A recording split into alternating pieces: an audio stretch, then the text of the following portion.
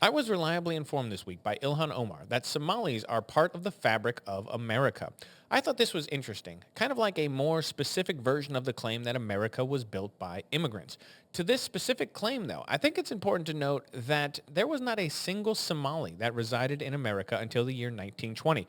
And in the last 100 years, the population of Somali Americans has risen from 1 to 262,000 people. Or, to put it a little differently, 0.0007% of America. I think that Donald Trump was a little closer to the truth when he said this. They contribute nothing. I don't want them in our country, I'll be honest with you, okay? Somebody would say, oh, that's not politically correct. I don't care. I don't want them in our country. Their country's no good for a reason. Their country stinks, and we don't want them in our country. Now, there's a message I can get behind. I'm Tyler Chrestman. Welcome to the Chrestman Conversation.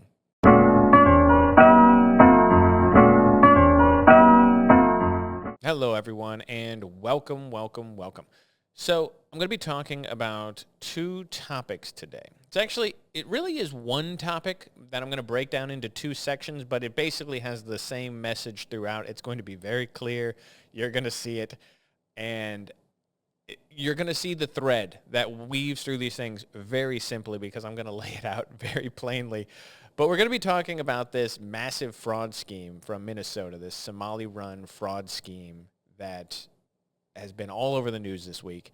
And we're going to talk about the Afghan terror attack in Washington, D.C., the Afghan national who shot up the National Guard troops, killed one, wounded one. We're going to talk about that as well. There is going to be, before we get into that, there's no favorite comment from last week because, sorry about it, I don't know if you noticed, we skipped last week. It was a decision because I basically watched the news leading up to that Friday. So obviously we're Thanksgiving week. The news was light. There was not a lot to talk about, and I just got back from vacation, so I did one of those be grateful messages maybe 2 weeks before that, so I didn't feel as though doing another one about why Thanksgiving is the best holiday was the way to go. So I decided to take a little vacation. It's only the second episode I think I've missed in the last 3 years, so it's only the second Friday you've had to go without me. I know it was hard. I hope you got through it, and we try and do every Friday, but occasionally I felt like we all needed a break. Thanksgiving is a great time to remember to be thankful and ignore politics. I hate that arguing about politics at the dinner table type thing. It's not my style whatsoever.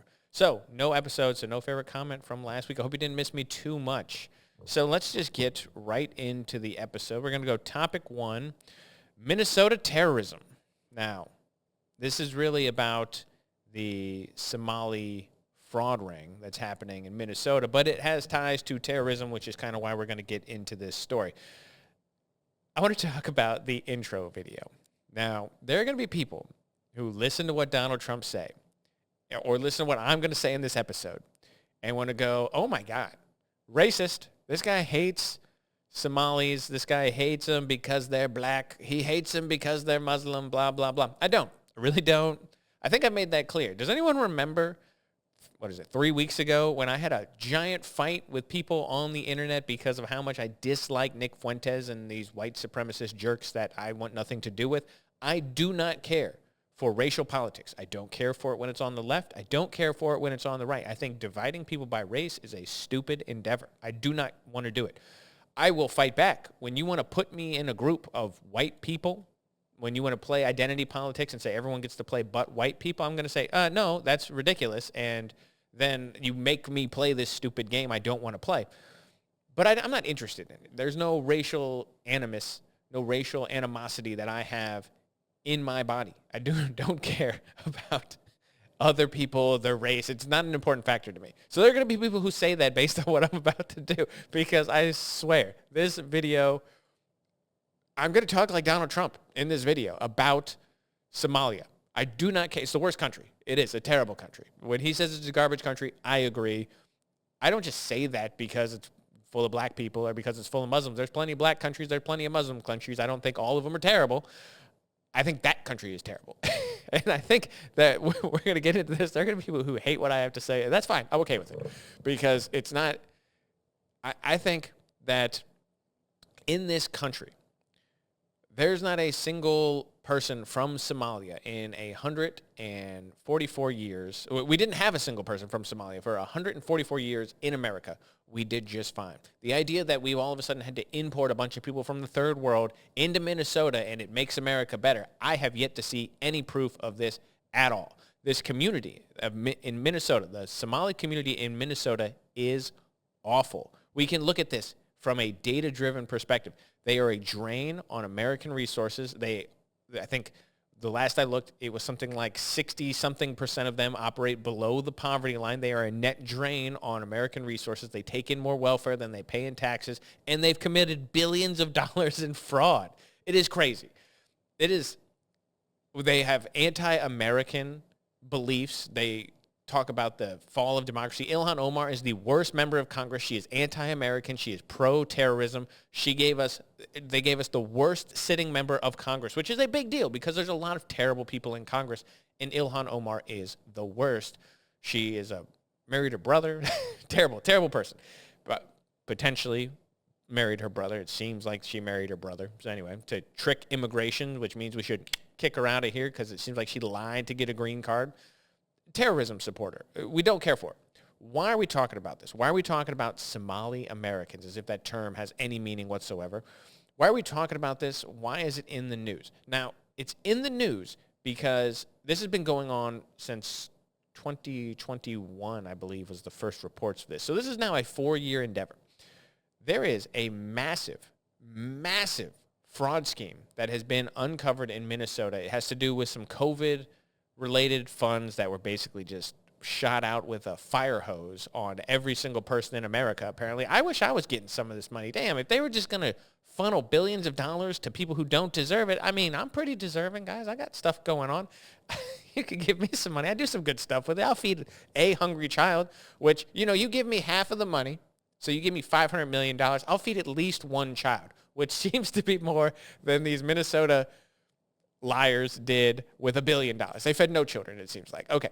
But this massive fraud scheme that has been uncovered in Minnesota, it has to do with this group. Let me get the name of it here real quick. It's called Feeding Our Future. So Feeding Our Future was this group that was started. It's a nonprofit organization, and it's supposed to provide meals to kids in need. Sounds like a good deal. That's what you want nonprofits for, right? They want to feed hungry children. This is great. So federal prosecutors have now come in, and they have charged 47 individuals in this case that were linked to this fraud scheme where they basically stole, it seems like $250 million from the American taxpayers that was funneled through this organization and through a complicated series of events used to buy them luxury items and fed no children. They committed massive money laundering and fraud. So they had a budget, this Feeding Our Future group. They had a budget. Hold on here. 1 second. Oh, and also possibly used to fund terrorism, which is another part why we're talking about this. So they had a budget initially. In 2019, this organization had a $3.4 million budget from federal funds. They received that much money from the federal government, $3.4 million. Still, if that was all fraud, that would be terrible. In 2021, 2 years later, it ballooned. They got $200 million in 2021. So again, they think in total, maybe this group stole $250 million from the government. So they just made this organization up. They basically faked the business. They faked invoices. So they opened a bunch of fake businesses. They would get LLCs. They do all these things. They'd open these fake businesses like a daycare or whatever it is that claimed to have a bunch of children. They then faked invoices from the company, like they were supplying meals to these fake businesses to feed kids who did not exist with meals they never bought. They then used shell corporations to launder these funds around and then splurged on luxury items and remittances, which it seems like they meant they were paid hush money to people, and they expatriated money back to Somalia that appears to have gone to fund a terrorist group known as Al-Shabaab. So Al-Shabaab. And whatever it is, the basically the ISIS version that takes place in Somalia. All right, so we know there's a bunch of jihadist organizations around the world. You have Hamas in Palestine, you have Hezbollah in Lebanon. Al-Shabaab is the one that is in Somalia. You got Boko Haram, all these terrible, awful jihadist groups. You have the Taliban, Al-Qaeda, ISIS, all of these ones that popped up. Well, in Somalia, the group is Al-Shabaab. And the money, the federal taxpayer money, so your money, my money, the money we pay in taxes, the money went from your paycheck to Minnesota to a bunch of Somalis who were basically robbing the government, and then they sent that money to Somalia, where they are using it to fund terrorism. Okay? Think about that for a second. $250 million. Not all of that went across the seas. That's most of it went to the pockets of these people, I'm sure. But you think about that for just 1 second. You think about the fact that programs like this should not exist because it's not the federal government's job to just give people money. That's really not what the federal government is for. I understand that some people think the federal government should be feeding children. I agree. No child should go hungry. I don't think that the federal government does a good job of doing that. I think this is proof for my side of the argument. The federal government, the bigger it is, the more fraud you get. They think that this Minnesota group of Somali, I use the term Somali Americans. I don't like it. But the Somali people who live in Minnesota, they think that they stole $1 billion from the taxpayers. This is just one program, by the way. And it is crazy. This is one program in one state. The amount of COVID fraud that was perpetrated against the American people, you cannot wrap your mind around it. One program, one state, one city, 47 people. They think it's actually closer to 60, but some of them haven't been tried yet, blah, blah, blah. They're doing another investigation into some fake Medicare payments. There's also a fake autism diagnosis going around. So I guess what they would do is they would pay parents to come in, and then they would give a fake autism diagnosis to the children who, and I guess then somehow you receive either disability payments or something from the federal government. And so they were paying parents to come in to fake autism diagnosis for the kids who then were getting paid some sort of a disability for autism. I'm not 100% sure how it worked, but they're doing this right now. They're saying these people are professional welfare scammers. That's what they are. They are government scammers in Minnesota. Now, here is the part that is ridiculous. It's outrageous. It's outrageous how much of this money was stolen. So we say to ourselves, hey, there's 262,000 people from Somalia or with Somali heritage, meaning the children of immigrants. So I think that 262,000 is people who've come from Somalia and first generation. Maybe it's second generation as well. I'm not 100% sure. I think they're just saying with heritage from Somalia. So it could be 1 to 2 generations. I'm not sure. 262,000 is the number according to the census, though. So we have 262,000 people. Now, I'm going to make some broad statements here, okay? You can't talk about 262,000 people without using broad statements. When I say that the community, the Somali community in America is not great for America, I'm sure you could find someone to say, look at this perfect person with straight A's from school who went on to be a lawyer and is great and loves America. And I say, hey, that's great. What I'm talking about is I'm talking about the fact that 60% of these people, the 262,000, operate below the poverty line in America. They get welfare benefits that exceed what they pay in taxes, and they've stolen billions of dollars from the American taxpayer. When you look at this community in Minnesota, they are a net drain on American resources. I ask you a very simple question. Why do we need them in America? What are they giving us as Americans that we think is necessary? Are we under the obligation to take in every person who wants to claim asylum in the world? The answer is obviously no. Unless you're a radical, crazy person. The answer is obviously no. We are not under an obligation to take every person from around the world. The fact that there are towns in Minnesota, cities in Minnesota, where at 5 o'clock in the morning, the call to prayer will go up, violating city statutes and laws, and they'll tell people who complain, we can't wait till you move out. You're an Islamophobe. We can't wait till you leave the city. I don't know if anyone remembers that exchange between the mayor of, what city was that? The mayor of a town in Minnesota. I can't remember off the top of my head what it was. And his exchange with one of the people who said, the fact that this call to prayer goes up at 5 in the morning is disruptive and we don't like it. And why do we need it? And he said, I can't wait till you leave. You and your bigotry. Get out of this state. Get out of this city. It'll be better. Ridiculous. People, I don't know if you know this. Minnesota has never been a majority Muslim state. I don't know if you know that. It's true, though. Look it up. It's true. It has operated mostly Christian for mostly forever. I'm not saying that it has to be all Christian or you can't have Muslims in Minnesota. What I'm saying is that having the call to prayer go up at 5 o'clock in the morning and trying to run Christians out of the city who say, hey, we don't love that, is not really in the American spirit. And I don't think that the community, the Somali community in Minnesota, is giving anything to the American people that we can't get elsewhere. What are they bringing to the table? Or is there some great Somali cuisine I'm unaware of that they brought over here that's going to revolutionize, better than French or Italian or any of the other million ethnicities that we have in America, that we really need to get, I don't know, some Somali cuisine over here? Is that worth it? Are they providing us with good politicians who really embrace freedom and love American values? I haven't seen a single one of them.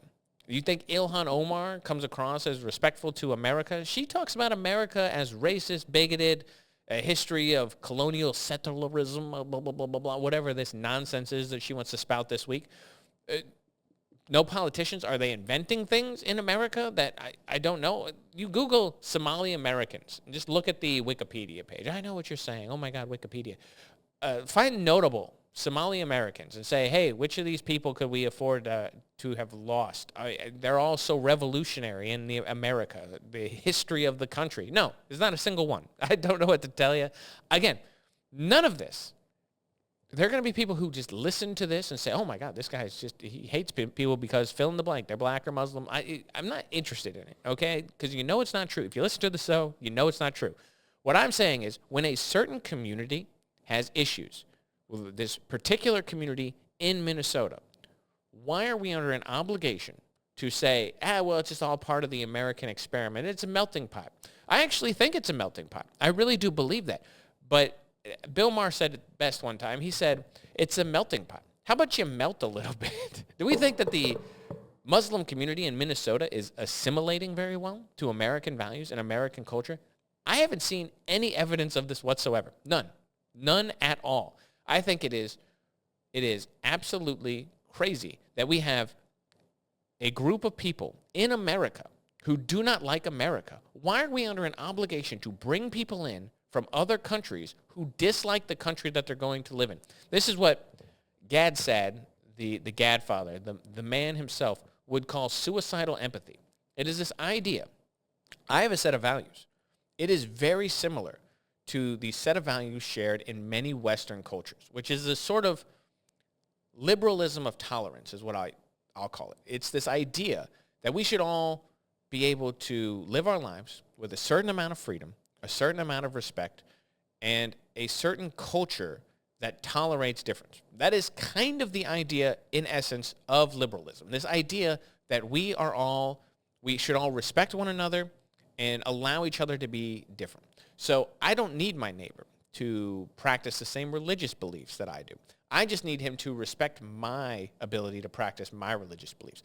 I don't need him to have the same political views as me. I just need him to respect that I have different political views than him. So this idea, I don't need him to share my view on homosexuality or whatever the case may be. I just need him to respect the idea that our differences are okay and that we all need to treat each other with respect, and I don't get to dictate how somebody else lives their life. I don't. With the idea is you're allowed to wave your arm as much as you want as long as it's not slapping me in the face. That is the idea, this sort of liberalism of tolerance. Suicidal empathy, as Gad Saad would talk about it, is what we're talking about with this community in Minnesota. It's the idea that we are going to be tolerant of people who do not share our views of tolerance and who would use our belief in tolerance and our belief in democracy against us to undermine the very values that we use to embrace them. So we take in imagine this, just use this as a thought experiment, and we'll make it easy because it's easy when we simplify the numbers. Imagine if we had 100 people in America with this idea of liberalism, as I just described it, this idea of tolerance and this idea of sort of libertine free will and this, whatever it is, whatever you want to call it, this liberalism, this ubiquitous idea in Western culture of live and let live. We have that. We have 100 people in America We then import 100 people from Afghanistan who are very sympathetic to the Taliban. I'm not saying they're all jihad. I'm not saying they're all in the Taliban. I'm saying they're very sympathetic to the ideas shared by the Taliban. They come to America. We embrace them because that's what we do, because we're tolerant and we're accepting and we love everybody and we just say live and let live. They don't believe in live and let live. They believe in live like us or get conquered. Live like us or you're haram and we're going to exile you.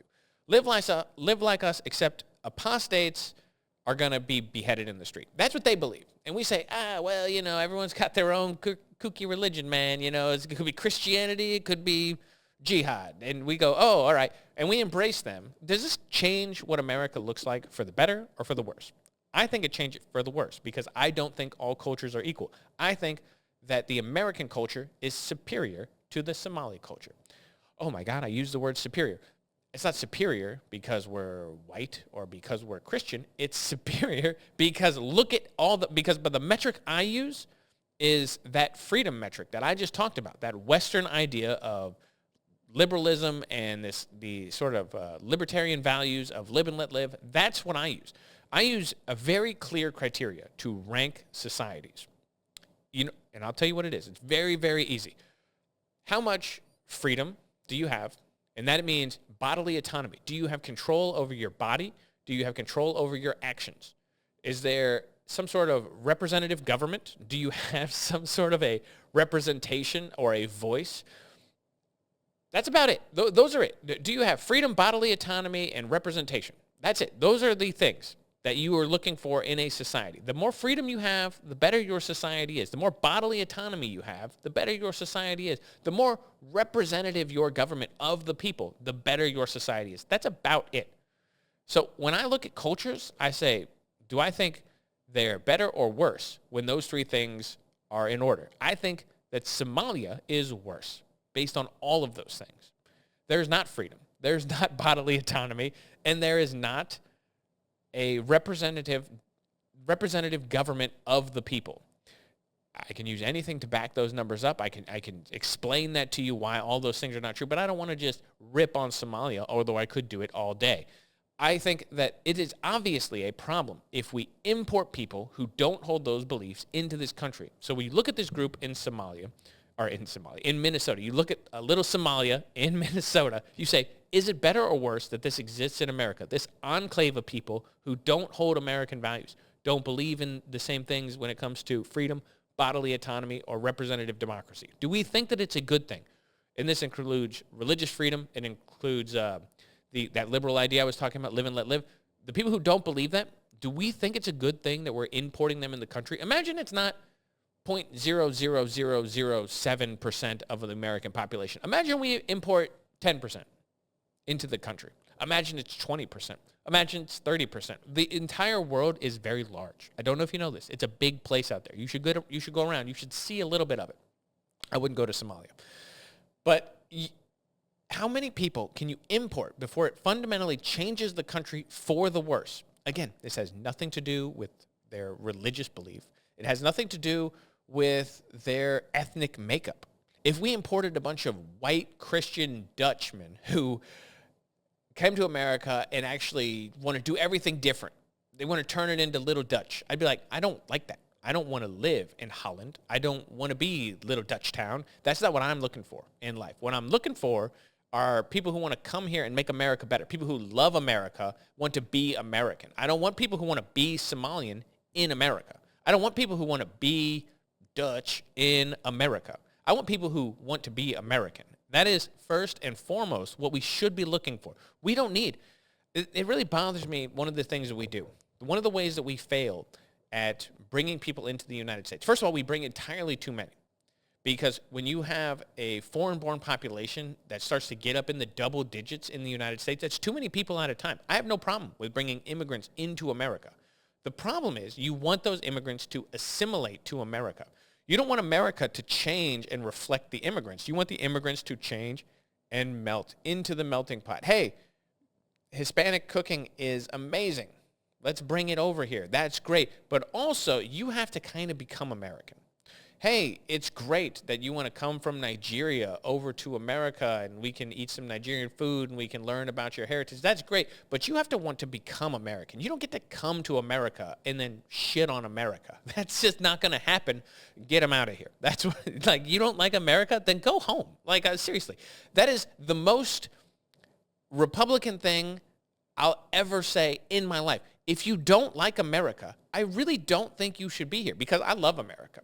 I love America, and I loved it when I was on the left, and I loved it when I was on the right. I always have. When I was really progressive, I never understood the people who wanted to hate on America. I look at history, and you say, America's pretty great, and all of these things that allow us to be unhappy in America and voice our complaints, they're not in other parts of the world. Some lady was just arrested in Britain for talking bad about a person who assaulted her and fractured her skull. She was arrested and put in jail for using a bad word in a text message, talking about the guy who beat her up. You think they're free in the United Kingdom? I don't think that. I think they arrest 300 people a day for social media posts. That's crazy. That's crazy times. Anyway, we're getting off on a tangent here.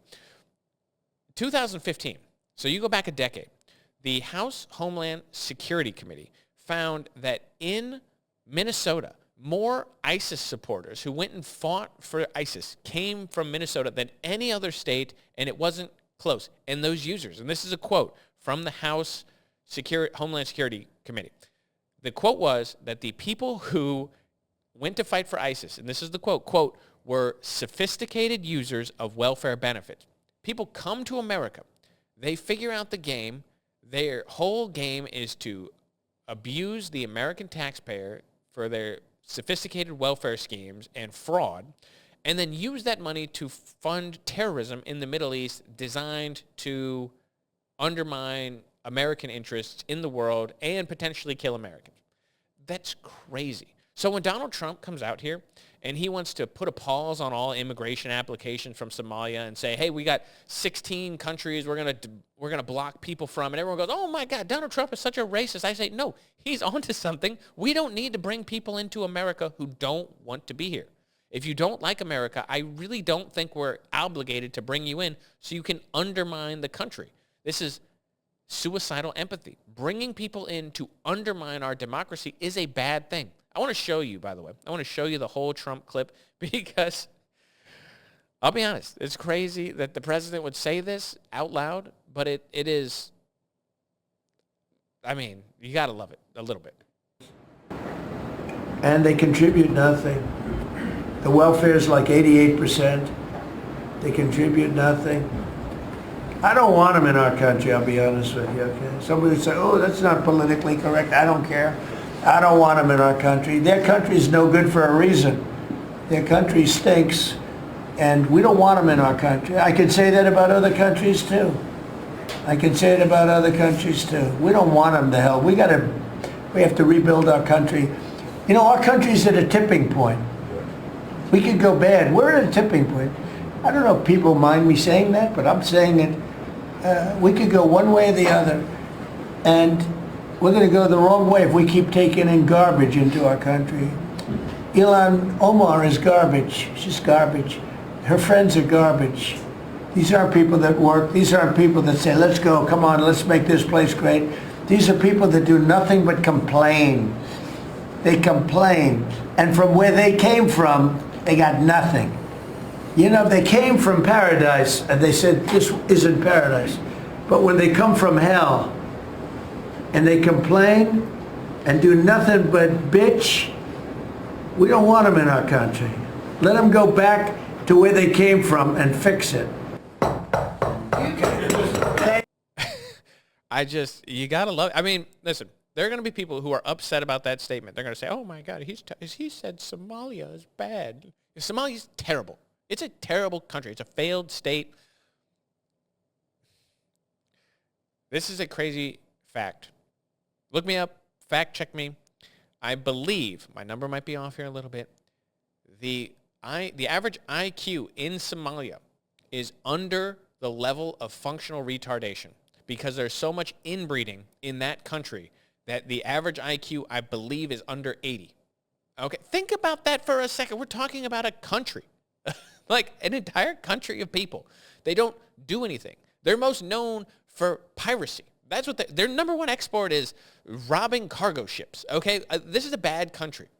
I have no problem. There are probably wonderful people in Somalia. There really are. I'm not saying this about every person in Somalia, but that country is a terrible country. It has no government. It has a terrible crime problem. They're a country that does female genital mutilation. They do not care about the rights of women. They kill gay people. There's no such thing as apostasy because they murder people who renounce Islam. It's a bad place. It's a bad place. So you take good people from Somalia and you bring them to America. I'm all for this. I love immigrants. Like I know people hear me talk about immigration. They go, oh my God, Tyler, he must not like immigrants. I love immigrants. I really do. I think America should attract the best people in the world, the smartest, the brightest, the most ambitious, the people who want to come here and work hard. I want them to come to America. That doesn't mean we import 200,000 people from Somalia. I guarantee you not all of those people fit that bill, and I know that because if you're talking about 80% of them receive welfare, 60% of them operate below the poverty line, this is insane. I have a very simple immigration idea. It's not fully fleshed out. But the idea is this. The idea is if you come to America, you are never allowed to take federal money, ever. You're never allowed.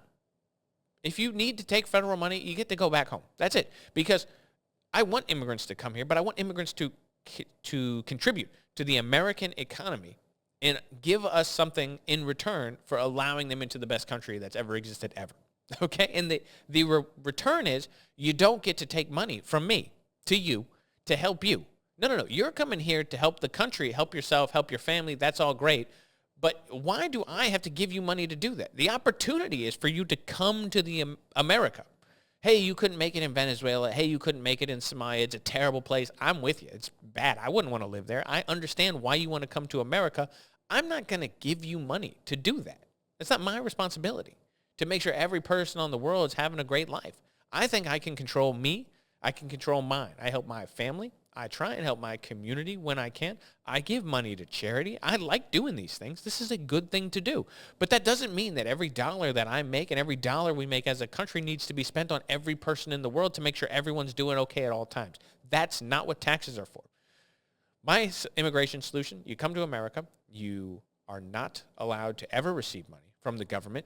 If you have children, they're not American citizens. That doesn't happen. Maybe when they grow up, maybe when they turn 18, you don't get to just have an American citizenship just from being born here. If you're an illegal immigrant, no. If you're a legal, lawful resident, maybe. But I also have other things that I would do to fix immigration system. This has been a big one. I've never really considered this, but this week someone brought it up, and I thought it was an excellent point. I have really, in the last year or so, thought about this, but really in the last week, really this week, I changed my mind about dual citizenship. I think if you want to become a citizen of another country, you should lose your American citizenship. And I think the other thing is true, too. If you want to become an American citizen, you should have to relinquish your citizenship of another country.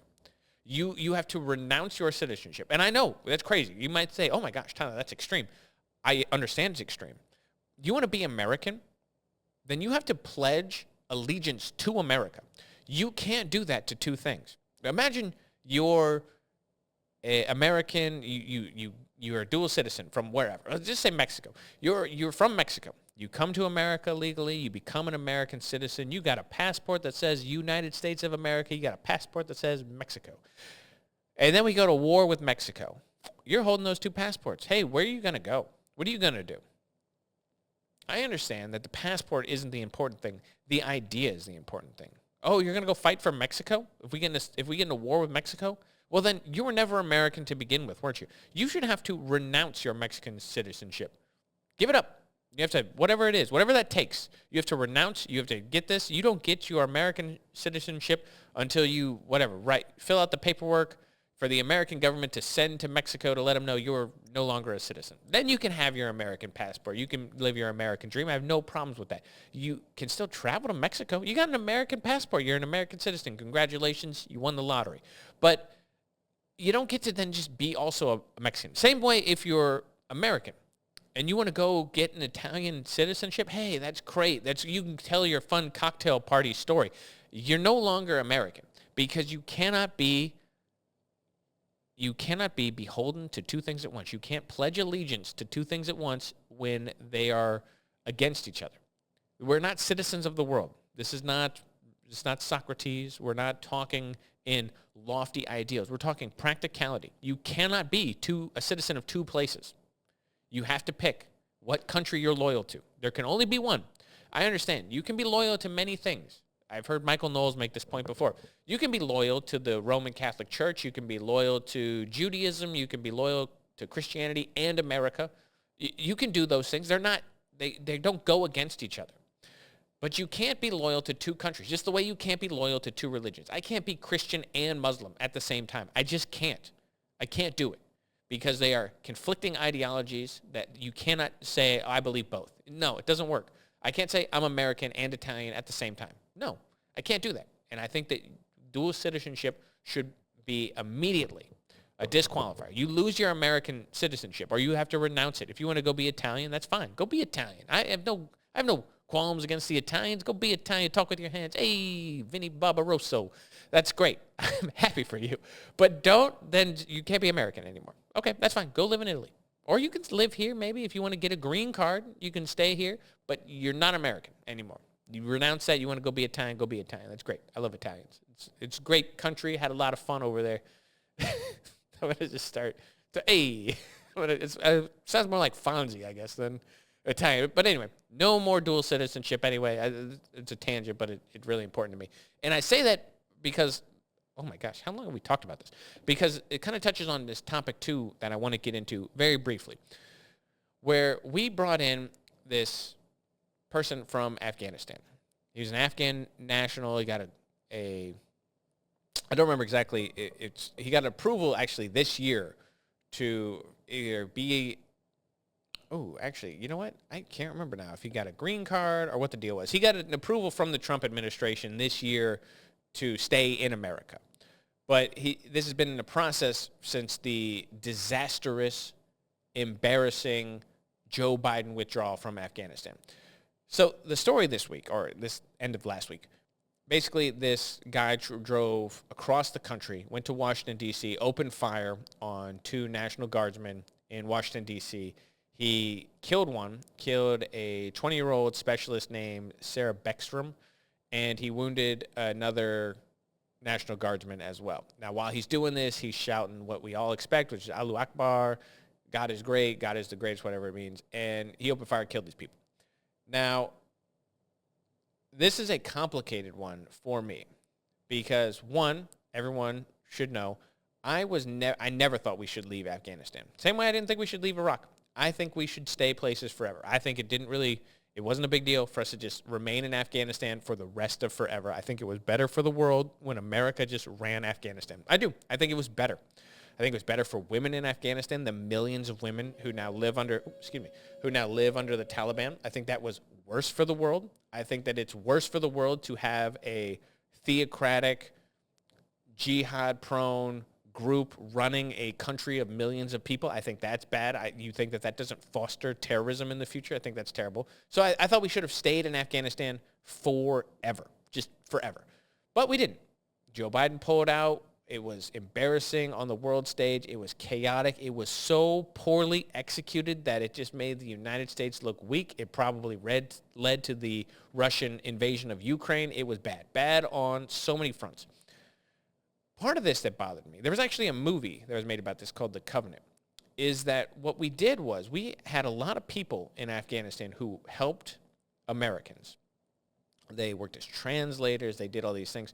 Some of them apparently were very excellent, awesome people. Some of them were probably just opportunists who wanted the money or wanted to do whatever it is. I was under the opinion that we needed to do more to help these people get out of Afghanistan. I thought that was a good thing. So this guy, this is where I said it's complicated. This guy, this 29-year-old Afghan national who killed National Guard, this jihadist attack, he was a guy who worked for a CIA-backed group fighting the Taliban. So this is one of those guys that I'm talking about. When I said, hey, we need to bring these people over, we need to rescue these people, this is one of the guys. which is what makes it so complicated, is because he's one of the guys you would have thought would have been on America's side. He fought for America in this war. He fought against the Taliban. Doesn't seem like a radical. We brought him to the United States. Something happened, and this one's not clear if it was more he was radicalized in the United States or he had a mental breakdown in the United States. It seemed possibly a little bit of both. We don't know. All I know is this goes about with the same problem we have with Somalia, which is the vetting procedures. Now, it's possible this guy was vetted fully. The Trump administration is now saying that he wasn't because the process started under Joe Biden and they didn't do any vetting. And then someone's like, well, you approved him this year. Did you guys not vet him? And they're kind of like, well, we vetted him a little. So it's ugly all around. This is one of the problems, though, with taking in massive amounts of people. We took in thousands and thousands of people from Afghanistan. And again, what do you think the vetting procedures are in a third world country that is very rural and ruled in large parts by warlords? Do you think that there is a lot of adequate vetting that can go on? Do you think there's a lot of paper trail that can be followed on every single person? No, of course not. The same in Somalia.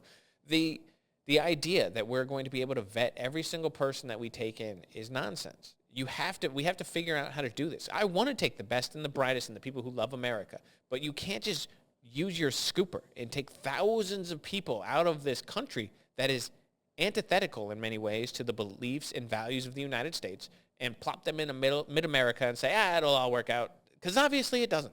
We've had many, many, many terrorist attacks in the United States. Now, you might not remember it, but it's important because this one is people are going to forget this. In a year, people are going to go, oh, yeah, I forgot about that. That guy he just killed that lady in Washington, D.C. But we've had a ton of these. We had San Bernardino, the Pulse nightclub shooting, all of these attacks that we just sort of memory hole and forget that are going to happen more and more frequently when we keep importing people who do not hold American values, cannot be properly vetted, and probably run the risk of being radicalized due to the nature of their belief system. Again, if it was the Mormons out there bombing things, I'd say the same thing. It's not the Mormons. It's not the Mormons. They're not the problem right now. They got their own crazy beliefs, all right? I don't want to talk about Joseph Smith right now. But it's not the Mormons who are a problem right now today. It is Islam. Islam as a set of beliefs is a problem when it's up against the West, and it's okay to acknowledge that. It's okay to acknowledge that there are great, wonderful, moral, amazing Muslims in the world, but Islam as a whole has an incompatibility with Western values in large swaths of the world. So when we take people, we take Egyptians into America. Egyptians right now, do you know the amount of Egyptians who they one time had a Pew poll that said, what do you think? Do you think homosexuals should be put to death? Do you know what percentage of people quizzed in Egypt said that we should kill homosexuals for being gay? 100%. Think about that. You can't get 100% of anyone to agree on anything. But Pew, which is a very respected polling organization, polled a ton of Egyptians, couldn't find one Egyptian who said we shouldn't kill people who are homosexual. Now, you take a whole bunch of them, you plop them in Greenwich Village in New York, and you think what? There's not going to be a clash of civilizations? Or that we don't live in this time right now? There's nothing hateful about this to say that we have to, as the West, we have to stand up for the values of tolerance. We cannot be tolerant of intolerance. We cannot be appeasing to people who do not share our values and do not want America to thrive and succeed. This Afghan national, if he was radicalized in the United States, we need to figure out how. We need to find the people. We need to find the streams that got into his consciousness. We need to follow all of these people. We need to follow all the people those people follow. We need to figure out where this network is of people in this country who hate America, hate whatever it is, the Christians, hate white people, whoever it is. And we need to take them all. We need to scoop them up, and we need to send them back to wherever they come from and say, hey, do that in your country. Don't do that in America. We don't need people driving across country to shoot 20-year-old girls in front of the White House and scream Allahu Akbar while they're doing it. We don't need that. And again, there are probably wonderful people who live in Afghanistan. There really are. They're probably great people. That doesn't mean we need to import all of them to America. We need to find the wonderful, great people. Figure out how to do that. Figure out how to pluck the best and the brightest out of Afghanistan and bring them to America. I have no problem with this. But saying we're just not going to take people from Afghanistan right now, it's not racist. It's not Islamophobic. It's not bigoted against Islam or Muslims or Afghanis to say, yeah, we're going to just put a pause on your immigration status because really we noticed that it's people from Afghanistan who shoot National Guardsmen, and we really don't need that in America. There's nothing wrong with that. There's nothing wrong with that at all. We cannot just take, by the way, another simple solution. I was going to talk about this earlier.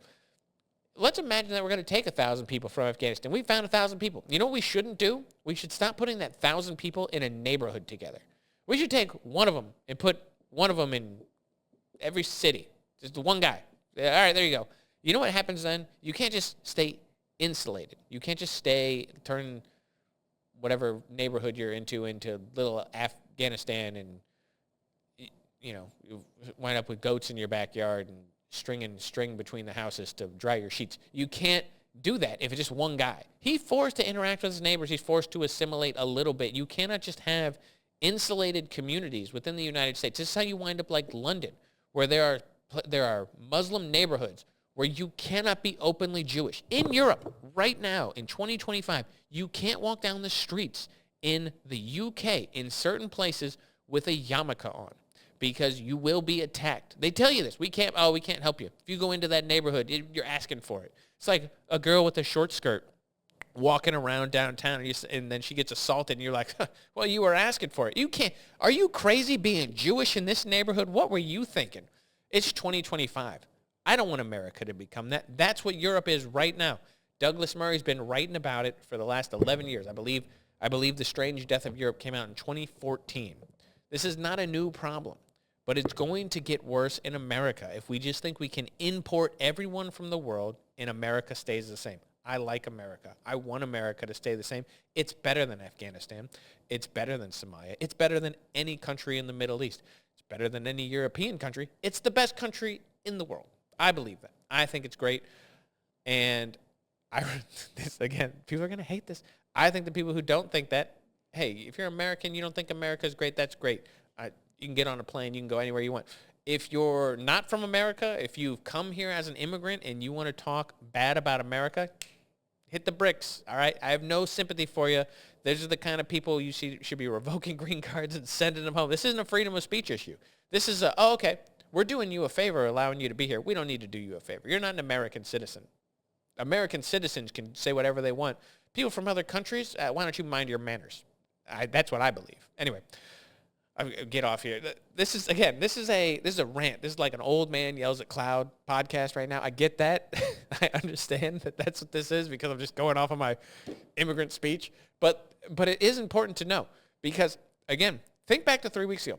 I'm making this argument. I just got in a big old fight about how Nick Fuentes is a moron because of his racializing politics and his anti-Semitism and this bigotry. I hate it. I hate it so much. So when you hear me talking like this, I'm not doing this from a place of hatred. I really don't. It's not. There are going to be people who say that. Don't listen to them. Don't fall for it. It's a trick. It's like the people who used to say it was Islamophobic to talk about Islam. It's a trick.